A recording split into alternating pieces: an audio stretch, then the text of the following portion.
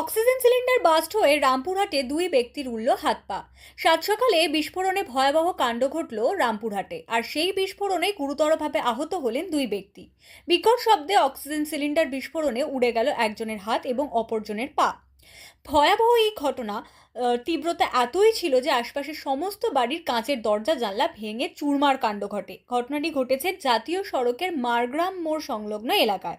বুধবার সকালে গাড়ি থেকে অক্সিজেন সিলিন্ডার নামানোর সময় এই বিস্ফোরণ ঘটে বলে সূত্রের খবর। সাত সকালে হাড়হিম করা এই ঘটনার মর্মান্তিক বলে দাবি করেছেন এলাকাবাসী। মানুষের মধ্যে ছড়িয়ে পড়েছে আতঙ্ক।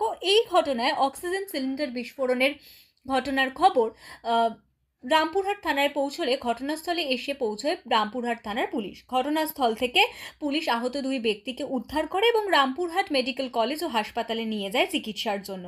আহত দুই শ্রমিকের পরিচয় এখনও অবধি পাওয়া যায়নি, তবে কিভাবে এই বিস্ফোরণ ঘটল ইতিমধ্যে সেই বিষয়ে তদন্ত শুরু করেছে পুলিশ।